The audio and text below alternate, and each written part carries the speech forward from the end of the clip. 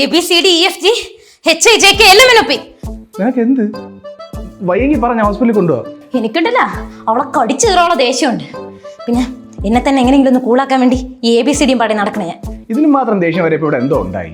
നീ ചുമ്മാ ഒരു വസന്തം ആവല്ലേ? എടി ഇപ്പോഴത്തെ കാലത്ത് ഒരു ബെസ്റ്റ് ഒക്കെ മിനിമം എല്ലാവർക്കും കാണും. ബെസ്റ്റ് ആയിരുന്നെങ്കിൽ പിന്നെ ഞാനങ്ങ് ക്ഷമിച്ചേനെ.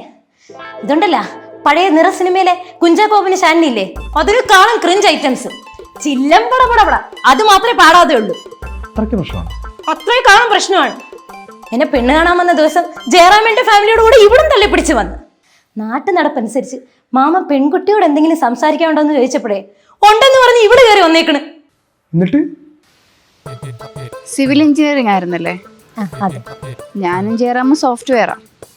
എക്സ് ബോയ് ഫ്രണ്ട് എന്ത് ചെയ്യുന്നു? എക്സാ? എനിക്ക് എക്സ് ഒന്നുമില്ല. ഒന്ന് അതുവരെ നടന്നിട്ട് തിരിച്ചു വരൂ.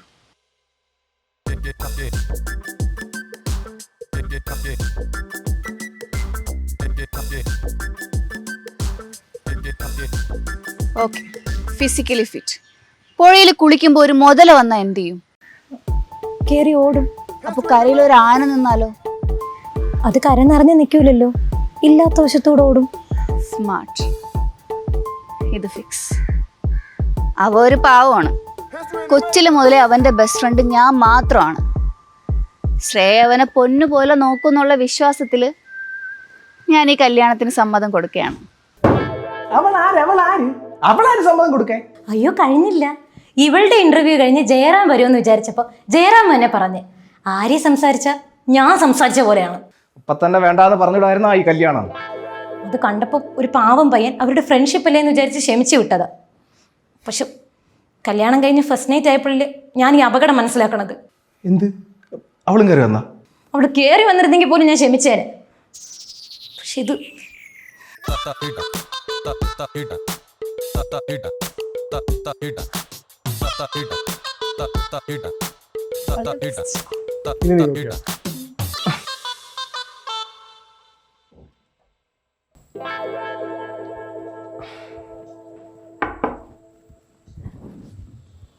ഒരു മിനിറ്റ്. എടാ പിന്നെ നമ്മൾ പ്ലാൻ ചെയ്ത ഓർമ്മയുണ്ടല്ല, അടുത്ത 2 വർഷത്തേക്ക് കുട്ടികൾ വേണ്ട. Okay okay. Bye bye Shreya. ഇത് തന്നെ ഞാനും ചോദിച്ചത്. അന്ന് തുടങ്ങിയതാണ് എൻ്റെ ജീവിതത്തിൽ ആര്യ എന്ന കേതുവിൻ്റെ അപഹാരം. ഈ ആര്യ ആരാ ചേട്ടൻ്റെ റിലേറ്റീവ് ആണോ? അവളുടെ വീട് ഇവിടെ അപ്പുറത്താ. ഞാനും അവൾ ഒരുമിച്ച് കളിച്ചു വളർന്നതാണ്. പിന്നെ എനിക്ക് ഫ്രണ്ട്സ് എന്ന് പറയാൻ ആരുമില്ല. ആകെ ഉള്ളൊരു ഫ്രണ്ട് അവളാണ്, എൻ്റെ ബെസ്റ്റ് ഫ്രണ്ട്. പിന്നെ സ്കൂളിലും കോളേജിലും ഒക്കെ ഞങ്ങൾ ഒരുമിച്ചാണ് പഠിച്ചത്. ദേ ഇപ്പോൾ വർക്ക് ചെയ്യണത് ഒരുമിച്ച്. പക്ഷെ അവളുടെ ലീഡാണ് കേട്ടോ. അവൾ അത്രയ്ക്ക് മിടുക്കിയ. ആണോ? പക്ഷെ ഈ കുഞ്ഞുങ്ങളുടെ കാര്യമൊക്കെ വളരെ പേഴ്സണൽ അല്ലേ, അതിലൊക്കെ കയറി ഇങ്ങനെ അഭിപ്രായം പറയുന്നത്? ഞാൻ പറഞ്ഞില്ലേ, അവൾ അത്രയ്ക്ക് മിടുക്കിയ. എൻ്റെ എല്ലാ കാര്യങ്ങളും ഞാൻ അവളുടെ അടുത്ത് ചോദിച്ചു അവൾ പറയും പോലെ കേട്ടാ ചെയ്യാറ്. അതുകൊണ്ട് എനിക്ക് ഗുണം മാത്രമേ ഉണ്ടായിട്ടുള്ളൂ. ഇനിയിപ്പം തനിക്കും അങ്ങനെ ആയിരിക്കണം കേട്ടോ.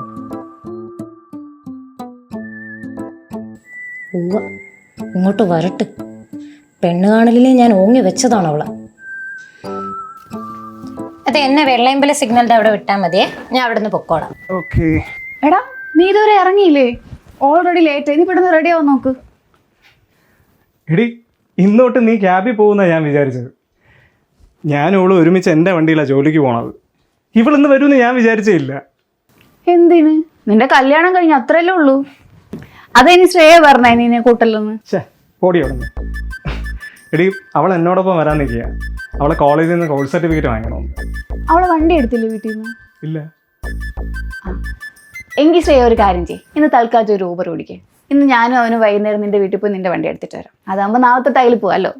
വേണ്ട, ഞാൻ അങ്ങനെ ആർക്കും എൻ്റെ വണ്ടിയൊന്നും ഓടിക്കാൻ കൊടുക്കാറില്ല. ഞാൻ ഇറങ്ങുന്നേ.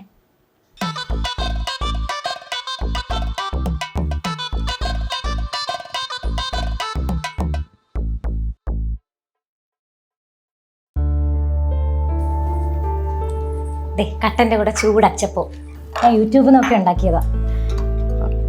അയ്യോ, ഇതിൽ മുട്ട ചേരുമോ?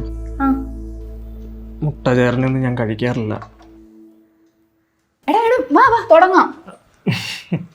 ഇവിടെ ഞാൻ എന്നും പബ്ജി കളിച്ചിട്ടേ കണക്കാറ്. സംസാരിച്ചു സമയം കൊണ്ട് വാ. വരണ്ടടി. അച്ചപ്പം ഇത് ശ്രേയ ഉണ്ടാക്കിയതാ? എന്റെ ഫേവറേറ്റ് ആണ്. താങ്ക്സ്. എടാ എടീ ഞാൻ കേറിയേ. നോക്കട്ടെ ഒരു സെക്കൻഡ്. എടാ സ്റ്റാർട്ട് കൊടു നീ. ആ കൊടുത്തു. എടാ താഴെ ഇറങ്ങ്.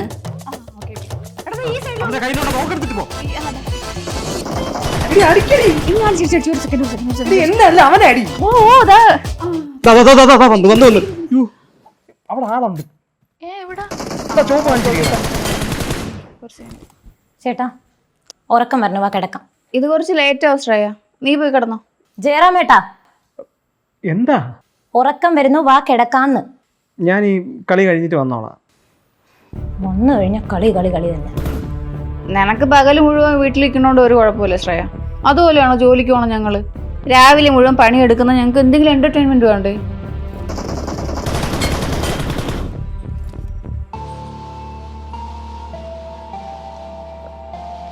ഞാനേ അവളെ ഒന്ന് കൂളാക്കിട്ട്. നീ ഇരിയടാ അവിടെ, നീ പോവൊന്നും വേണ്ട. നീ ഇപ്പൊ ഒന്ന് തല താഴ്ത്തി കൊടുത്താലേ അപ്പ തലേ കയറും, പിന്നെ ഇറങ്ങിയില്ല. അതാണ് പെണ്ണിന്റെ സ്വഭാവം. ഒരു പെണ്ണെ മറ്റൊരു പെണ്ണിന്റെ സ്വഭാവം അറിയാൻ പറ്റും.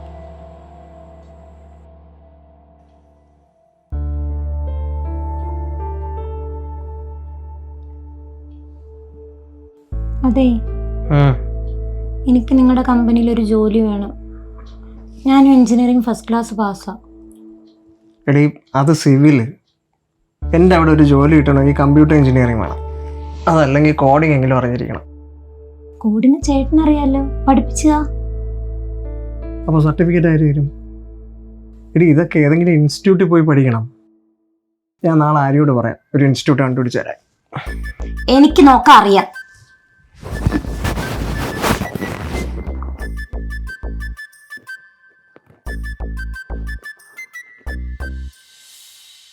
കോഡിംഗ് അറിയില്ലെങ്കിലും ടെൻഷൻ ഒന്നും വേണ്ട madam. Non I T background ഉള്ളവരും ഇവിടെ IT ഫീൽഡിലേക്ക് സ്വിച്ച് ചെയ്യാൻ വേണ്ടി പഠിക്കുന്നുണ്ട്. എൻ്റെ കമ്പനിയിൽ മെഷീൻ ലേണിംഗും പിന്നെ അതുപോലെ ഫുൾ സ്റ്റാക്ക് ഡെവലപ്മെൻറ്റും ഒക്കെ വേക്കൻസി ഉള്ളത്. ആ കോഴ്സൊക്കെ ഇവിടെ ഉണ്ടാവും. ഇപ്പോൾ IT ഇൻഡസ്ട്രിയിൽ ലീഡിംഗ് ആയിട്ടുള്ള എല്ലാ കോഴ്സസും നമ്മളിവിടെ പ്രൊവൈഡ് ചെയ്യുന്നുണ്ട്. Python, data analytics, data science, machine learning, അങ്ങനെ എല്ലാം. മോസ്റ്റ്ലി 6 month കോഴ്സസ് ആണ്. പിന്നെ ഓഫ്ലൈനായിട്ടും ഓൺലൈനായിട്ടും നമുക്കത് പഠിക്കാം. അപ്പോൾ പഠിച്ചു കഴിഞ്ഞാൽ ഉടനെ പ്ലേസ്മെന്റ് കിട്ടുമോ? തീർച്ചയായിട്ടും. കഴിഞ്ഞ 7 വർഷത്തിൽ ലൂമിന ടെക്നോ ലാബ്സ് 7000-ലധികം ഫ്രഷേഴ്സിന് പ്ലേസ്മെൻറ്റ് കൊടുത്തിട്ടുണ്ട്. അതും വളരെ അട്രാക്റ്റീവ് ആയിട്ടുള്ള പാക്കേജ്. ഇവിടെ ക്ലാസ് എടുക്കുന്നതെല്ലാം വളരെ എക്സ്പീരിയൻസ്ഡ് ആയിട്ടുള്ള IT പ്രൊഫഷണൽസ് ആണ്. അതുകൊണ്ട് കോഴ്സിനോടൊപ്പം തന്നെ നിങ്ങൾക്കുള്ള പ്ലേസ്മെൻറ്റിനുള്ള അസിസ്റ്റൻസും ഇവിടെ തരും. മാത്രമല്ല റെസ്യൂമെ പ്രിപ്പറേഷൻ, മോക്ക് ഇൻ്റർവ്യൂ, അങ്ങനെ ഒരു പ്രാക്ടിക്കൽ എക്സ്പീരിയൻസ് തന്നെ ഇവിടെ കിട്ടുന്നതാണ്. അങ്ങനെയാണെങ്കിൽ ഈ വീക്ക് തന്നെ ജോയിൻ ചെയ്യല്ലേ? ഈ വീക്കല്ല, ഇന്ന് തന്നെ ജോയിൻ ചെയ്യും. എടാ സിവിൽ പഠിച്ച അവൾക്ക് കോഡിംഗ് ഒന്നും സെറ്റ് ആവൂല. അല്ല അവളെ ട്രൈ ചെയ്യണമെങ്കിൽ ചെയ്ത് നോക്കട്ടെ. ട്രൈ ചെയ്തിട്ട് നിന്റെ കുറെ പൈസ കളയാനാ? എന്തായാലും അഡ്മിഷൻ എടുത്ത് പോട്ടും. നീ നാളെ അവളെ വല്ല PSC കോച്ചിങ്ങിന് കൊണ്ടാക്കും, അതായിരിക്കും ബെസ്റ്റ്. എനിക്ക് എന്താണ് ബെസ്റ്റ് എന്ന് തീരുമാനിക്കട്ടെ ഞാനല്ലേ ആര്യെ. പഠിച്ചിട്ട് സെറ്റ് ആയില്ലെങ്കിൽ ഞാനായിട്ട് നിർത്തും. ഞാനായിട്ട്. അതിലെനിക്ക് വേറെ ആരുടെ അഭിപ്രായം വേണ്ട. ആര്യ ആര്യ എടി നീ എന്തോന്നൊക്കെ ഈ പറഞ്ഞത്? അവൾ എന്ത് ഡെസ്പായിട്ടെന്നാ പോയത്? ജയറാമേട്ട, എന്റെ കാര്യങ്ങൾ തീരുമാനിക്കാൻ എനിക്കറിയാം. എടി ഈ കാര്യങ്ങളിൽ അവൾക്ക് അത്ര അറിവുള്ളതുകൊണ്ടല്ലേ അവൾ പറഞ്ഞത്? കല്യാണം കഴിയാത്ത അവൾക്ക് നമ്മുടെ കുഞ്ഞിന്റെ കാര്യത്തിൽ ഒരു അഭിപ്രായമുണ്ട്. അത് ഇവിടുത്തെ അറിവാണെന്ന് എനിക്ക് മനസ്സിലാവുന്നില്ല. നീ ഇത് എന്തോന്നൊക്കെ എടി പറയണത്? എടി അവൾ എന്റെ ബെസ്റ്റ് ഫ്രണ്ടാണ്. എനിക്ക് നല്ലത് പറഞ്ഞ കാര്യങ്ങൾക്ക് അവൾ അഭിപ്രായം പറയാറുള്ളൂ. ഓ, അങ്ങനെ അവളുടെ അഭിപ്രായമാണ് എല്ലാത്തിലും വലുതെങ്കിൽ പിന്നെ അവളെ തന്നെ കെട്ടിയാ പോരായിരുന്ന? സദാസമയം ആര്യ ആര്യ ആര്യ. ഇപ്പൊ എനിക്ക് മനസ്സിലായി. നിനക്ക് സംശയമാണ്, സംശയരോഗം. നീ വന്ന അന്ന് മുതൽ ഞാൻ നിന്നെ ശ്രദ്ധിക്കുകയാണ്. നിനക്ക് ആര്യയുടെ അടുത്ത് എന്തോ വിരോധമുള്ളതുപോലെ നീ പെരുമാറുന്നത്. പക്ഷേ നീ ഇനി എന്ത് പറഞ്ഞിരുന്നാലും ശരിയാണ്, എൻ്റെ ലൈഫിൽ ആര്യയ്ക്ക് ഒരു സ്ഥാനമുണ്ട്. അതങ്ങനെ തന്നെ തുടരുകയും ചെയ്യും. നിനക്ക് അഡ്ജസ്റ്റ് ചെയ്യാൻ പറ്റുമെങ്കിൽ അഡ്ജസ്റ്റ് ചെയ്യും, ഇല്ലെങ്കിൽ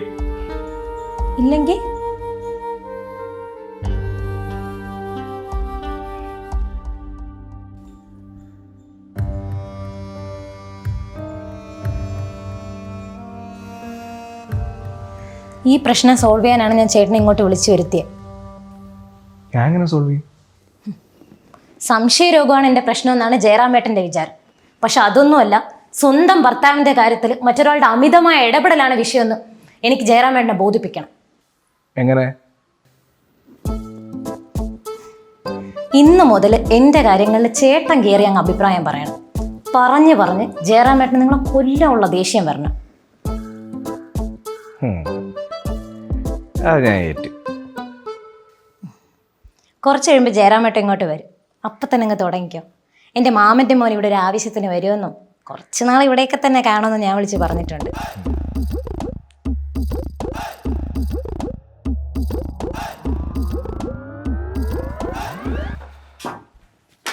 ശ്രേയ, ജയറാമേ, ചേട്ടാ എത്തിയായിരുന്നല്ലേ? ഉച്ചയ്ക്ക് അവള് വിളിച്ചപ്പോൾ പറഞ്ഞായിരുന്നു. അറിയാം, ഇത് ശ്രേയയുടെ അമ്മാവൻ്റെ മോനെ സുല്ലേട്ടൻ. ദുബായിലാണ് വർക്ക് ചെയ്യുന്നത്. അതുകൊണ്ട് നമ്മുടെ കല്യാണത്തിന് വരാൻ പറ്റിയില്ല. ഹായ്. നമസ്കാരം. ദുബായിൽ നിന്ന് വന്നേ ഉള്ളൂ. കൈതന്നാ ഇനി കൊറോണ വന്നാലോ. ആ ശ്രേയ, ആര്യ ഇന്ന് ഇവിടെയാണ് കിടക്കണത്. അവളെ അച്ഛനും അമ്മയും മൂകാംബിയെ പോയിരിക്കുക. മറ്റന്നാളെ എത്തത്തുള്ളൂ. നീ മുകളിലത്തെ റൂം എടുത്തോ. അയ്യോ, മുകളിൽ സുനിലേട്ടനാണ് കിടക്കുന്നത്. ആര്യ താഴെ കിടന്നു. ചേട്ടൻ എത്ര ദിവസം ഉണ്ടാവും? ഓ, ഞാൻ ഒരു 1.5 മാസം കാണും. ശ്രേയ, നീ ഒരു കാര്യം ചെയ്യും, എന്തെങ്കിലും കഴിക്കാടുത്ത് പോയി കഴിച്ചിട്ട് നേരത്തെ കിടക്കാം. നല്ല ടയർഡാണ്. ഓ, ഞങ്ങൾ കഴിച്ചായിരുന്നു. നിങ്ങൾക്ക് ബാക്കി എടുത്ത് വെച്ചിട്ടുണ്ട്, കഴിച്ചേക്കണേ. ആഹാ, നിങ്ങൾ കഴിച്ചോ? ഞങ്ങൾ കോളം ബീച്ചിലൊന്ന് പോയിട്ടില്ല. കോളം ഞാൻ ഇതുവരെ കണ്ടിട്ടില്ല. രാത്രി 10 മണിക്കോ? അണ്ണാ, കോവളം രാത്രി കാണാൻ നല്ല രസമാണ്. നിങ്ങൾ പോയി കണ്ടിട്ടാ. ഞാൻ ടയർഡായിരുന്നു, ഇല്ലെങ്കിൽ നിങ്ങളൂടെ വന്നേനെ. ശരി എന്നാ. ശരി, അപ്പോൾ പോയി എൻജോയ് ചെയ്തോ.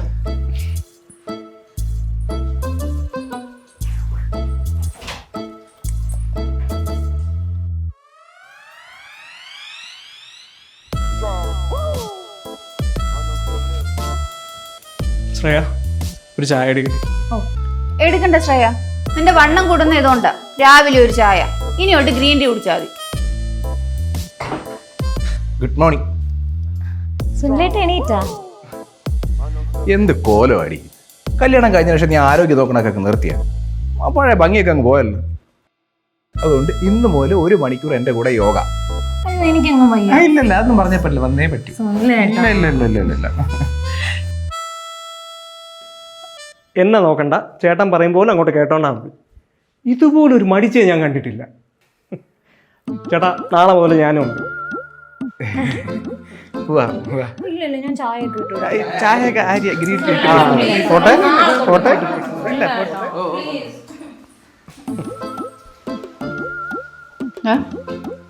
നീ ഇതധികം വളർത്തണ്ട കേട്ടാ. എന്ത്?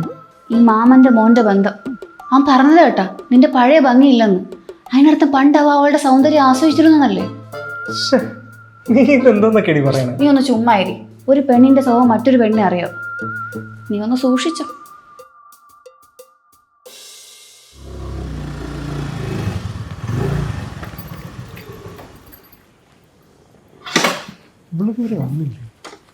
ഇവർ ഉച്ചയ്ക്ക് പോയതല്ലേ, ഇതെത്ര ലേറ്റ് ആവണത്? ഡോറും പോലെ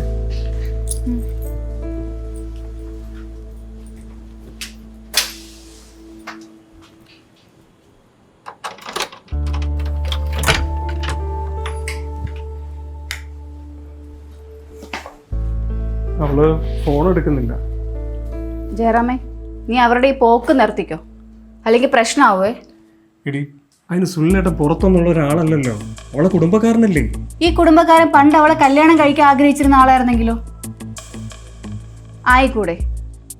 അന്ന് അവള് കല്യാണ പ്രായമായ പെണ്ണായതുകൊണ്ട് കറങ്ങി അടക്കാൻ പറ്റൂല, വീട്ടുകാരോട്ട് വിടത്തുമില്ല. ഇതിപ്പോ ആരും സംശയിക്കൂലല്ലോ. കല്യാണം കഴിഞ്ഞ ഒരു കസിനെ കാണാൻ വേറൊരു കസിൻ വരണം, ഒപ്പം താമസിക്കണം, ഒപ്പം കറങ്ങുന്നു. പക്ഷെ എനിക്കിതത്ര ശരിയായിട്ട് തോന്നണല്ലേ. എന്റെ തോന്നലൊന്നും തെറ്റായല്ലോ എന്ന് എനക്കും അറിയാമല്ലോ. അന്ന് അയാൾ എനിക്ക് ഷേഖാൻ തരാത്തതെ കൊറോണ പേടിച്ചൊന്നുമല്ല, അവളുടെ മുന്നിൽ നല്ല പിള്ളയായത്, അന്യ സ്ത്രീയെ വിരലുകൊണ്ടുപോലും തൊടാത്ത മഹാപുരുഷനായത്. ഞാൻ ഇപ്പോഴേ പറയാം, നീ ഇത് മുളയിലേ നുള്ളിക്കോ.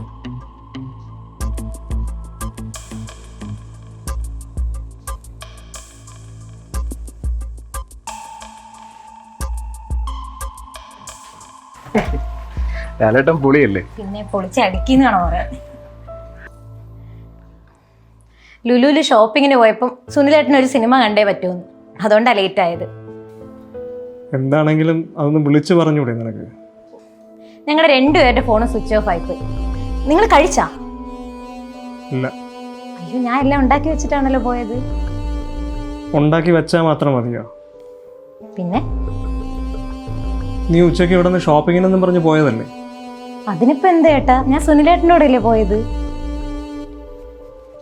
അല്ലെങ്കിലും കുറച്ച് ദിവസമായിട്ട് ഞാൻ ശ്രദ്ധിക്കണം, നിനക്ക് എന്തൊക്കെ മാറ്റങ്ങളുണ്ട്. നീ ആൾക്കാരെ കൊണ്ട് ഓരോന്നൊക്കെ പറയിപ്പിച്ച് ജയറാമിനും കൂടെ ചീത്തപ്പേരുണ്ടാക്കിക്കല്ലേ ശ്രേയ. എന്തോ ചീത്തപ്പേര്? കാര്യം ഇത് നിന്റെ കസിനൊക്കെ ആയിരിക്കും, പക്ഷെ ആൾക്കാർ നോക്കുമ്പോൾ നീ ഏതോ പയ്യന്റെ കൂടെ കറങ്ങി നടക്കുന്നല്ലേ വിചാരിക്കൂ. അപ്പൊ നീ സദാസമയം അവന്റെ വാരി തൂങ്ങി നടക്കുന്നതിന് കുഴപ്പമൊന്നുമില്ലേ? കണ്ട ജയറാമേ, റൂട്ട് മാറ്റി വിടുന്ന കണ്ട. ഞാൻ ഇന്നിപ്പോ പറഞ്ഞ ശരിയായല്ലോ. നിങ്ങൾ ശ്രേയയുടെ മുറച്ചെറുക്കനായിരിക്കും, പക്ഷെ ഇപ്പം ഇവളെൻ്റെ ഭാര്യയാണ്. ഇവളെ ഷോപ്പിങ്ങിനും ഉണ്ടാവാനും സൗന്ദര്യം സംരക്ഷിക്കാനും തീരുമാനമൊക്കെ എടുക്കാൻ ഞാനുണ്ട്. അപ്പൊ ചെയ്യേണ്ട കാര്യങ്ങളൊക്കെ തീരുമാനിക്കുന്ന ആരാണ്? ചേട്ടൻ തന്നെ. അതാ ഇവളാ? കാര്യം നിങ്ങൾ വലിയ ഫ്രണ്ട്സൊക്കെ തന്നെ ആയിരിക്കും, പക്ഷെ നിങ്ങൾ കല്യാണം കഴിച്ചുകൊണ്ടുവന്ന് നിങ്ങളുടെ ഭാര്യയാണ് ഞാൻ. അതെപ്പോഴെങ്കിലും ആലോചിക്കുന്നുണ്ടാ? കല്യാണത്തിന് പെണ്ണിനെ ഇന്റർവ്യൂ ചെയ്ത് തിരഞ്ഞെടുക്കുന്നത് ഇവള്. നിങ്ങൾ എന്തോ ഡ്രസ്സ് ഇടണം, എന്തോ കഴിക്കണം, നമ്മൾ തമ്മിൽ എത്ര ടൈം സ്പെൻഡ് ചെയ്യണം, എന്തിന് നമുക്ക് കുഞ്ഞുങ്ങളുണ്ടാവുന്നത് എപ്പോന്ന് വരെ തീരുമാനിക്കുന്ന ഇവളല്ലേ? ജയറാമേ, ഞാൻ ഇവിടെ വിളിച്ചിട്ടാണ് പറഞ്ഞത് ഈ കാര്യത്തിനൊരു തീരുമാനം ഉണ്ടാക്കാനായിട്ട്. ഞാൻ അറിഞ്ഞുകൊണ്ട് തന്നെയാണ് കുറച്ച് ദിവസമായിട്ട് ഇവിടെ പല കാര്യങ്ങളും ചെയ്തുകൊണ്ടിരിക്കുന്നത്. അത് മറ്റൊരാൾ നിൻ്റെ ലൈഫിൽ ഇടപെടുമ്പോൾ ഉണ്ടാകുന്ന ഇറിറ്റേഷൻ മനസ്സിലാക്കി തരാനാണ്. പക്ഷെ നിനക്കതിലൊന്നും ഒരു കുഴപ്പമില്ലെന്ന് കണ്ടപ്പം ഞങ്ങൾ ഞെട്ടിപ്പോയി. പക്ഷെ ഇപ്പം നീ കാണിക്കുന്നതും ചെയ്യുന്നതൊന്നും നീയായിട്ടല്ല ചെയ്യുന്നത്, നിന്റെ തലയിൽ എവിടെ കയറി ചെയ്യിപ്പിക്കുന്നത്.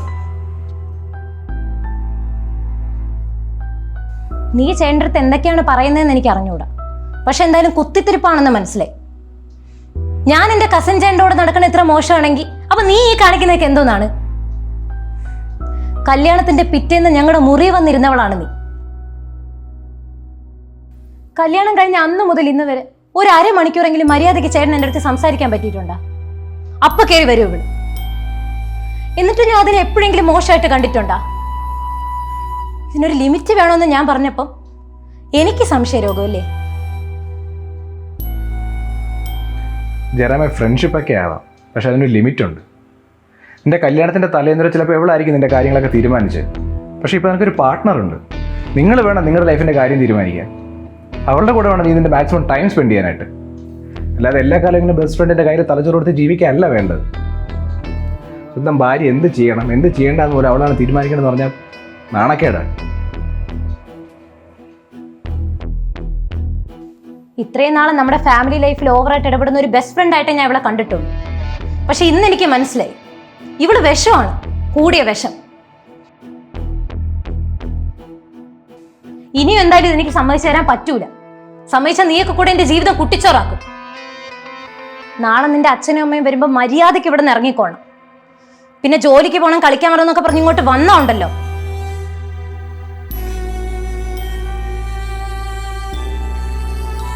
ബെസ്റ്റ് ഫ്രണ്ട് ആണോ നിങ്ങളുടെ ജീവിതാവസാനം വരെ കൂടെ കഴിയാൻ പോകുന്ന ഭാര്യയാണോ വലുത് നിന്ന് തീരുമാനിക്കണം. ബെസ്റ്റ് ഫ്രണ്ട് ആണോ വലുതെങ്കിൽ ഞാൻ എന്റെ പാർട്ട്ണർക്ക് പോവും.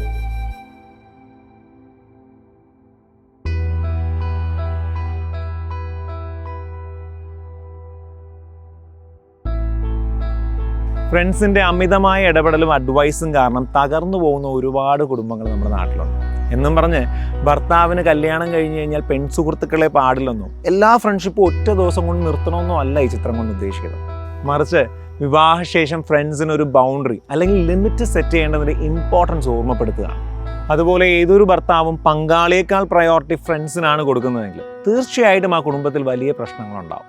ഇനി നിങ്ങളുടെ ഭർത്താവിൻ്റെ ഫ്രണ്ട്ഷിപ്പ് നിങ്ങൾക്കൊരു ബുദ്ധിമുട്ടായി തോന്നുന്നുണ്ടെങ്കിൽ അത് ഓപ്പണായിട്ട് കമ്മ്യൂണിക്കേറ്റ് ചെയ്യണം. അതിൻ്റെ കാരണങ്ങൾ അവരെ പറഞ്ഞ് മനസ്സിലാക്കാനും നിങ്ങൾ ശ്രമിക്കുക. പിന്നൊരു പ്രധാന കാര്യം, ഒരു കാരണവശാലും ഭാര്യ ഭർത്താക്കന്മാരുടെ തീരുമാനങ്ങൾക്കിടയിൽ ഫ്രണ്ട്സിനെ ഇൻവോൾവ് ചെയ്യാതിരിക്കുക. എല്ലാവർക്കും ഒത്തിരി സന്തോഷം നേരുന്നുണ്ട്. Thank you. ഫ്രണ്ട്സിൻ്റെ ഓവർ ഇൻവോൾവ്മെൻറ്റ് നിങ്ങളുടെ ദാമ്പത്യ ജീവിതത്തിൽ പ്രശ്നങ്ങൾ ഉണ്ടാക്കിയിട്ടുണ്ട്. നിങ്ങളുടെ അനുഭവങ്ങൾ താഴെ കമൻറ്റ് ചെയ്യും. ഇനിയെങ്കിലും ഇത്തരം ഭർത്താക്കന്മാർ ഫ്രണ്ട്സിനേക്കാൾ പ്രയോറിറ്റി ഭാര്യയ്ക്ക് കൊടുക്കാൻ തീർച്ചയായും ഈ വീഡിയോ മാക്സിമം ഷെയർ ചെയ്യുക. SK ടോക്സിൻ്റെ ഓരോ വീഡിയോസും മിസ് ചെയ്യാതെ കാണും. SK ടോക്സിൻ്റെ യൂട്യൂബ് ചാനൽ സബ്സ്ക്രൈബ് ചെയ്യുക. SK ടോക്സിൻ്റെ ഫേസ്ബുക്ക് പേജ് ഫോളോ ചെയ്യുക. നിങ്ങളും ഒരു ചേഞ്ച് മേക്കർ ആകാൻ ആഗ്രഹിക്കുന്നുണ്ടെങ്കിൽ SK ടോക്സിൻ്റെ ഒഫീഷ്യൽ വാട്സാപ്പ് നമ്പറിലേക്ക് മെസ്സേജ് അയയ്ക്കുക. Thank you. ഉയർന്ന നിലവാരമുള്ള നിലക്കടല എണ്ണ, മന്ത്ര ഗ്രൗണ്ട്നട്ട് ഓയിൽ, ഇതേ നൽകുന്ന